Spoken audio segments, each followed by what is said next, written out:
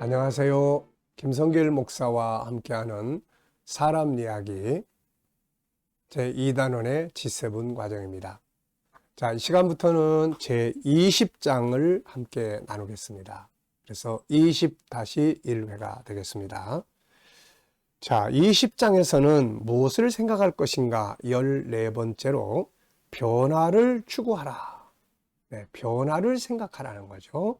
우리 생각 속에서 항상 변화를 꿈꾸고 변화를 생각하고 변화를 고민하고 변화를 생각을 하라. 변화가 없이 행복도 성공도 없습니다. 자, 지금 우리는 무엇을 생각할 것인가에 대해 훈련하기 위해서 생각의 도구, 재료들을 살펴보고 있는데요. 생각이 그 기능을 효과적으로 발휘할 수 있기 위해서는 생각하기 위한 도구, 재료가 필요합니다. 이번에는 이것에 대해서 생각해줘 라고 해야 하는 거죠. 이것이 없으면 생각은 알아서 활동하게 되는데 이때는 부정적인 것들이 더 많이 생각 속에서 끌려 나옵니다. 그러므로 반드시 생각이 활동할 수 있는 재료, 도구를 줘야 하는 거죠. 자, 본장에서는 변화 추구하기라는 도구를 생각에게 주는 겁니다. 나의 변화를 좀 생각해 줘봐. 어떻게 하면 내가 변화할 수 있지? 네. 요즘에 우리 AI나 뭐 이런 것들에게 물어보면은 그대로 다 답변해 주잖아요. 야, 김성길 목사에 대해서 이야기해 주세요. 그러면은 저에 대해서 신상에 대한 모든 것이 다 그냥 알려줍니다. 제가 한번 보고 너무 깜짝 놀랐죠. 자, 그러니까 이렇게 우리 생각 속에다가 야, 이거 좀 생각해 줘. 이렇게 하는 게 필요하다는 이야기죠. 그냥 가만히 그런 거 없이 가만히 있으면은 생각 속에서 지가 알아서 떠올리는데 이때는 부정적인 게 더 많다는 거 말씀드렸죠. 생각의 기능에게 이렇게 이야기를 합니다.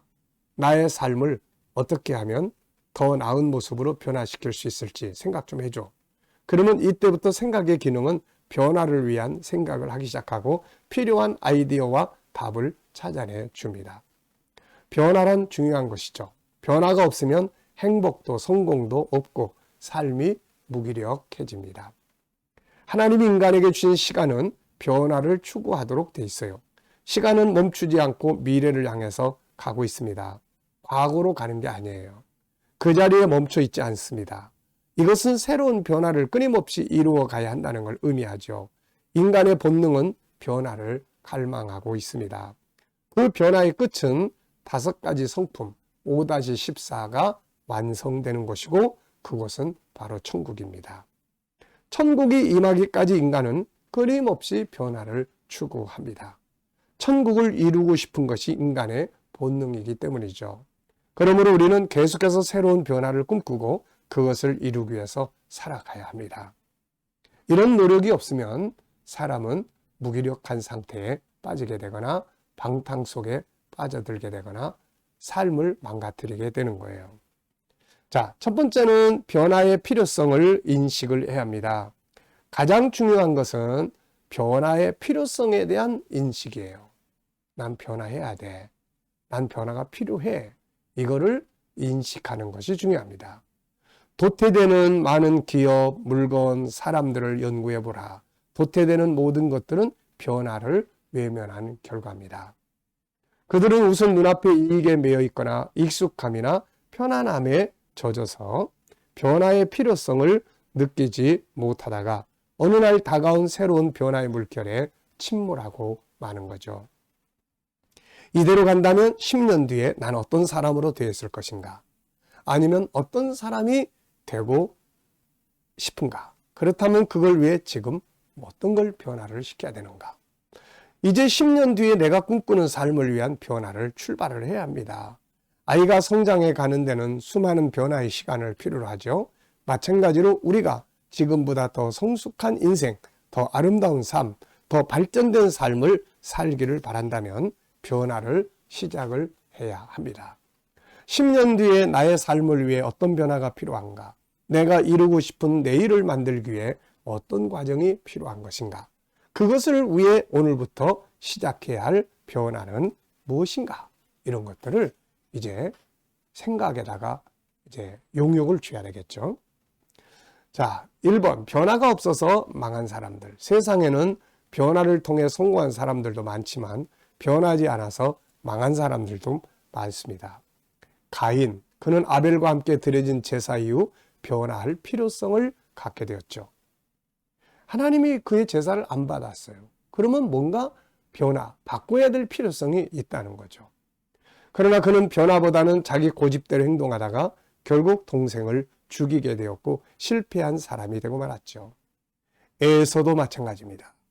에서 역시 야곱에게 장자의 권리를 판 이후에 인생의 가치 변화의 필요성을 가져야 했습니다. 그러나 그는 변화보다는 물질 중심의 자기 스타일, 고정관념대로 행동하다가 결국 야곱과 사명의 땅을 떠나버리고 말았죠.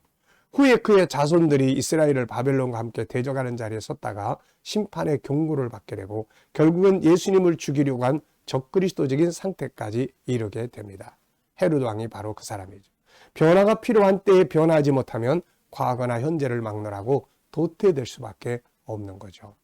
사울 왕 또한 다윗을 죽이려고 쫓아다니면서 변화해야 할 기회가 많았지만 그는 다 거절하고 자기 고집대로 행하다가 망하고 말았죠.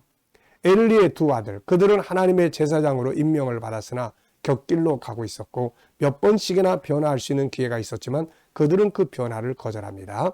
자기들 하던 식대로 살다가 망하고 말았죠.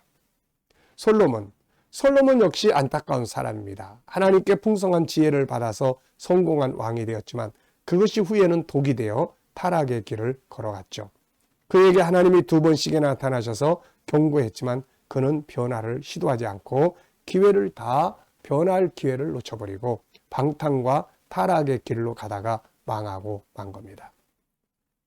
예수님 당시의 유대 지도자들 역시 구약의 의식을 버리고 새 시대의 역사, 예수 그리스도를 맞이하기 위해 변화해야 함에도 불구하고 그들의 전통 속에 갇혀 있으면서 변화 물결을 외면한 채로 결국은 변화의 목표가 되었던 예수님을 죽이는 일에 앞장서다가 망하고 만 거죠. 성경의 인물들 뿐이겠습니까? 세상의 수많은 사람들, 수많은 기업들이 변화해야 할 때 변화하지 못하고 익숙한 삶대로 살다가 회사가 문을 닫고 실패자가 되고 불행한 사람들이 되고 말았던 거죠. 관계나 삶에 문제가 있다고 느낀다면 변화해야 할 시점이 왔다는 사실을 깨달아야 합니다. 삶이 무기력하고 희망이 없다면 이거 역시 변화해야 하는 시기임을 알아야 되는 거죠. 공연히 세상을 원망하고 다른 사람이나 환경을 원망하는 것은 어리석은 것입니다. 자기 자신이 변화를 하면 되는 것이거든요. 더 이상 발전이 없다면 변화할 시기가 온 것임을 알아야 합니다. 다른 사람들에게 자주 지적을 받고 있다면 이 역시 변화할 시기가 왔다는 걸 알아야 되죠. 어떤 부분에서든지 위기를 느낀다면 변화가 필요한 시기에 와 있다는 걸 알아야 합니다. 변화가 필요할 때 변화할 수 있어야 되죠. 변화의 시기를 놓쳐버리면 안 되는 겁니다. 자, 이제 제가 조리원에서 그 부부 간의 갈등을 가진 분들을 상담을 할 때 그런 이야기를 쭉 합니다.